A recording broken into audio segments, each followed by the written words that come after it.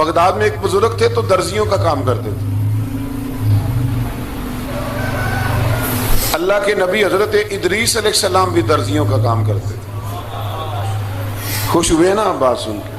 پیشہ کوئی بھی برا نہیں، ایک برا ہے وہ ہے ہاتھ پھیلانا، اس کے علاوہ کوئی پیشہ برا یہ برا نہیں، یہ ہاتھ پھیلانا برا ہے. حضرت شیخ محمد بن حسن کہتے ہیں کہ وہ بزرگ جو تھے نا، امام غزالی نے لکھا ہے، وہ درزیوں کا کام کرتے تھے تو اس زمانے میں نا کھوٹا سکہ بھی کبھی کبھی آ جاتا تھا. کھوٹا سکہ پرانے لوگوں کو تو پتہ ہوگا، چلو نوجوانوں کو بتا دیتا ہوں. چاندی کے سکے ہوتے تھے تو اوپر سے جب وہ گھس جاتا تھا نا نمبر، تو اس کو کہتے تھے اب کھوٹا ہو گیا. کیوں جی بزرگوں ایسے ہی ہے، وہ گھس جاتا تھا تو کہتے تھے سکہ، تو وہ چلتا نہیں تھا کہیں بھی. تو وہ بابا جی کی دکان مشہور ہو گئی تھی کہ وہاں کھوٹے سکے بھی چل جاتے، لوگ دے آتے تھے کھوٹے سکے. بہت سارے لوگ دے دیتے، بابا جی چپ کر کے قبول کر لیتے. مشہور ہو گیا، جو بھی جاتا کھوٹے سکے دے آتا، بابا جی قبول کر لیتے. پھر شام کو نا گھوڑے پہ بیٹھ کے جاتے اور دریا میں بہا. ایک دن کچھ بندے کھوٹے سکے لے کے آ گئے تو بابا جی ابھی مصلے پہ تھے، نماز پڑھ رہے تھے، تو بیٹے نے کپڑے دیے تو کھوٹے سکے وصول کیے. تو وہ کھوٹے سکے دینے والا شخص کھوٹے سکے دے رہا تھا تو وہ بچہ کہنے لگا تم نے بڑی عرصہ بیوقوف بنایا میرے ابا کو، کھوٹے سکے دے لے جاؤ. کہنے لگا تمہیں واقعی نہیں پتا چلتا کھوٹے ہیں؟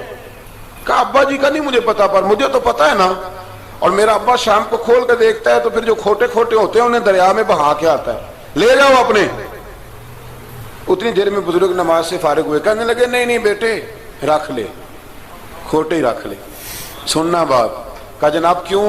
فرمانے لگے میں کھوٹے اس لیے رکھ لیتا ہوں کہ لوگوں نے پیسوں میں ملا کے دوسروں کو بھی تو دینے ہیں نا، تو میں چاہتا ہوں چلو باقی لوگ نقصان سے بچ جائیں، ہمارا تو گزارا ہو ہی رہا ہے، باقی لوگ نقصان سے بچ جائیں. اور فرمایا پھر میں شام کو جا کے دریا میں ڈال کے آتا ہوں کہ کہیں میری اولاد بھی ان کو آگے نہ چلا دے. میں چاہتا ہوں کہ اور لوگ اس کام سے بچ جائیں.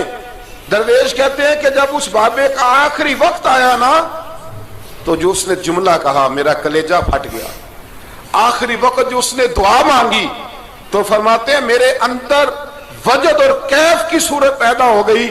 فرماتے ہیں ان بزرگوں نے اپنے آخری وقت دعا مانگی، اے اللہ میں نے ساری زندگی کھوٹے سکے قبول کیے تاکہ تیرے بندے شر سے بچ جائیں، تو یا اللہ تو بھی اس کھوٹے سکے کو قبول فرما لے. اللہ میں نے کھوٹے سکے قبول کیے، کھوٹے، تاکہ تیرے بندے تکلیف سے بچ جائیں. تو مالک میں بھی کھوٹا ہی ہوں، اللہ تو بھی اس کھوٹے کو قبول فرما لے. اور یہ دعا مانگ کے نا تو کبھی روتے کبھی ہنستے. لوگوں نے کہا کیا ہوا؟ کہتے ہیں لگتا ہے رب نے کھوٹا سکہ قبول فرما لیا، لگتا ہے کہ اللہ نے کھوٹا سکہ قبول. لوگوں کو تکلیف سے بچائیں. ہمارا وجود یارو مطلب کیا ہو جائے گا 2 منٹ کے لیے سمجھ لیں کیا ہو جائے. یعنی اگر آپ بڑے غصے سے باہر آئے اور پاپڑ بیچنے والے پہ آپ نے غصہ نکال لیا سارا، میں رات کی ڈیوٹی کر کے آیا ہوں تھکا ہوا ہوں اور تو پاپڑ بیچنے آ گیا، تم لوگ بڑے نالائق ہو بدتمیز ہو، آپ نے یہ سخت جملے کہہ دیے، چپ کر کے وہ آدمی معذرت کر کے گزر گیا. وہ تو سارا دن پریشان رہے گا نا کہ میری غریبی کا مذاق اڑا. مطلب ہو کیا گیا، ہوا کیا اگر اس نے کوئی بات کر لی. اعلیٰ حضرت فاضل بریلوی کے خلیفہ تھے لاہور میں سید ابو البرکات شاہ صاحب رحمت اللہ تعالی علیہ. تو رات کو ایک شخص تراویح کے بعد حضرت سویا کرتے تھے. بہت سارے لوگ تو سو ہی نہیں پاتے رمضان کی راتوں میں، سو ہی نہیں پاتے، میں خود نہیں سو پاتا. اب تراویح سے اگر آپ 10:30 فارغ ہوئے تو 2 بجے اگر آپ کو دوبارہ اٹھنا ہے تو بیچ میں آپ کو کیا ملے گا؟ اگر آپ نے کچھ پڑھنا پڑھانا ہے، صبح درس دینا ہے، تو پھر تو آپ کے لیے بڑا اور یہ خاصا مشکل کام ہے، یہ خاصا مشکل کام ہے. آپ یقین کریں چند تفسیریں دیکھتے ہیں تو ٹائم بہت زیادہ ہو جاتا ہے. وہ پھر آگے سننے والوں پہ بھی ڈیپینڈ کرتا ہے ان کے مزاج مبارک کس طرح کے. سید صاحب رحمۃ اللہ علیہ نا عشاء کی نماز کے بعد تراویح پڑھ کے تو کچھ عبادت کی، کچھ مطالعہ کیا، صبح درس دینا تھا تو تھوڑی دیر کے لیے بوڑھے آدمی تھے، تھک گئے تو سو گئے.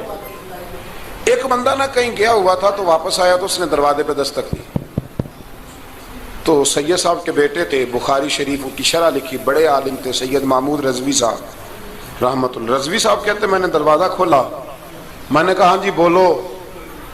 کہنے لگا جی میں نے سید صاحب سے ملنا ہے. مفتی اعظم پاکستان تھے وہ، لاہور میں حزب الاناف ادارہ تھا، سید ابو البرکات شاہ. میں نے حضرت صاحب سے ملنا ہے. تو کہا کوئی حکم ہو تو مجھے نہیں کہ میں نے انہی سے ہی ملنا ہے. یہ بھی بڑا مسئلہ ہوتا ہے, میں نے انہی سے ہی ملنا ہے. چلو ٹھیک ہے جی, انہی سے مل لو. تو کہتے ہیں اتنی دیر میں نا سید صاحب بھی اٹھ کے آ گئے. محمود کون آیا؟ تو اس نے کہا حضور میں آپ کا ایک عقیدت مند ہوں, تو میں کہیں گیا ہوا تھا تو ابھی واپس آیا ہوں, تو مسئلہ نا کئی دفعہ پوچھنا کرتا ہوں تو بھول جاتا ہوں, ذرا بات کی نزاکت کو دیکھنا, بھول جاتا ہوں. تو یاد آیا تھا تو میں نے کہا چلو ابھی پوچھ آتا ہوں, گزر رہا تھا یہاں سے. میں پوچھو. کہنے لگا جی پوچھنا یہ تھا کہ جس نے فرض جماعت کے ساتھ نہ پڑھے ہوں رمضان میں تو کیا وتر جماعت سے پڑھ سکتا ہے؟ مسئلہ پوچھنا تھا. علامہ محمود رضوی صاحب کہتے ہیں مجھے بڑا ہی غصہ آیا. میں نے کہا کہ پتہ نہیں کوئی اس وقت مشکل آ گئی ہے جو رات کو آیا ہے. کسی وقت انسان رات کو طلاق دے بیٹھتا ہے, کوئی ایسی بات ہو جاتی ہے تو عالم کے دروازے پر, یہ تو عام سا مسئلہ ہے, سویرے بھی پوچھ لیتا. اتنی تکلیف دی اس نے, کتنی بڑی اذیت ہے. اور ایسے ہوتا ہے, ہم نہیں احساس کرتے کہ یار تھوڑا سا دیکھ لیں, ماحول کو دیکھ لیں, طبیعت کو دیکھ لیں.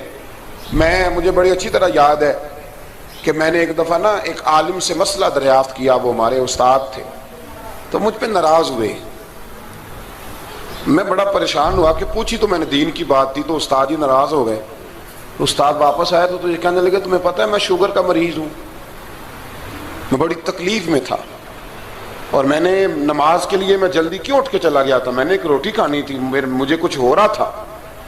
تو اب میں اگر تجھے انکار کرتا, دین کی بات تھوڑا دیکھ لیا کرو, مزاج کو سمجھ لیا کرو, تم سمجھتے نہیں, احساس ہی نہیں پیدا کرتے.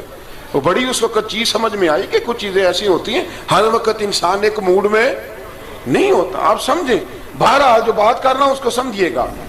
تو وہ کہتے ہیں کہ سید صاحب نے اس کو کہا, میں بات ختم کرنے لگا ہوں, کہا کہ وہ اگر نہیں نہ پڑھے فرض جماعت کے ساتھ تو بہتر یہ ہے کہ وتر بھی جماعت سے نہ پڑھو. وہ بندہ مطمئن ہو کے چلا گیا.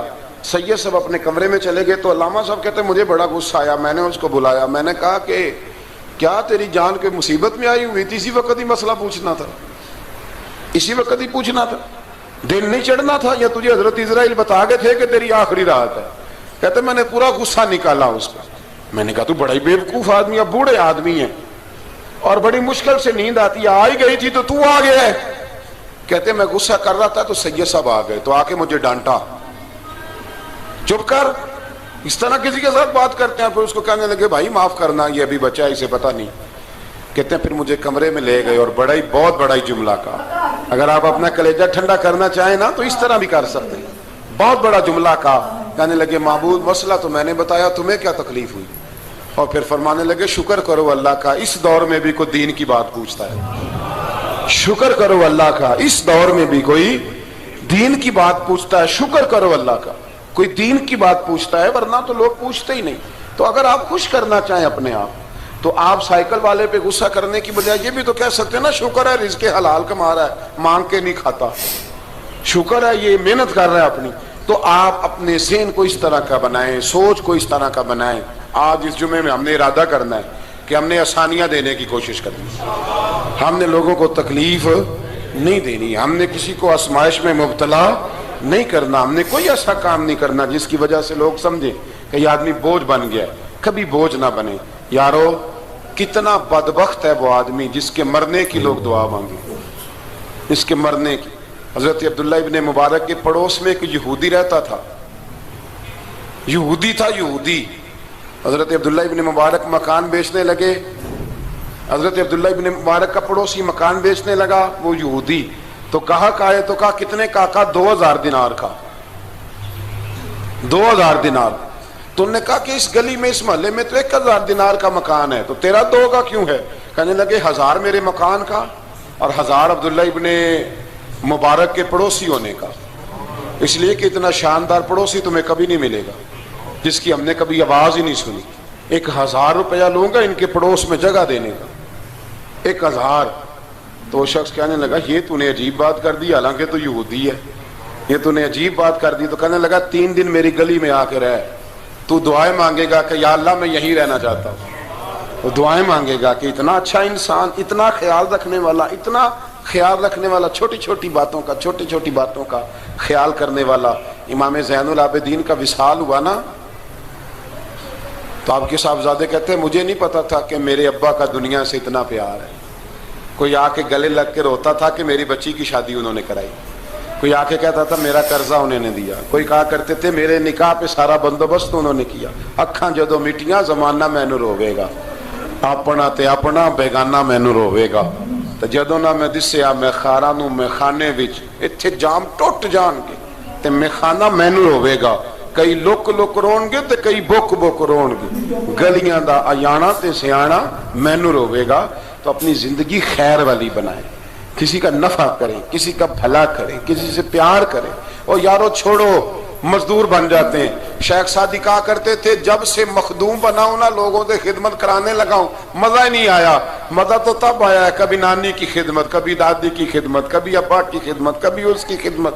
کہتے ہیں وقت گزرا تو پھر استادوں کی خدمت، پھر اللہ نے موقع دیا تو پھر پیروں کی خدمت، اور کہتے ہیں میرا تو دل کرتا ہے میں مریدوں کی بھی خدمت ہی کروں، میرا تو دل کرتا ہے میں شاگردوں کی بھی خدمت ہی کروں۔ کہتے ہیں جو مزہ خدمت میں آیا ہے وہ خدمت کرانے میں یہ مزہ بھی لینے کی کوشش کریں۔ آج نا مخدوم بڑے ہی بن گئے ہیں، مخدوم بڑے ہی بن گئے، کس کس کی بندہ خدمت کرے؟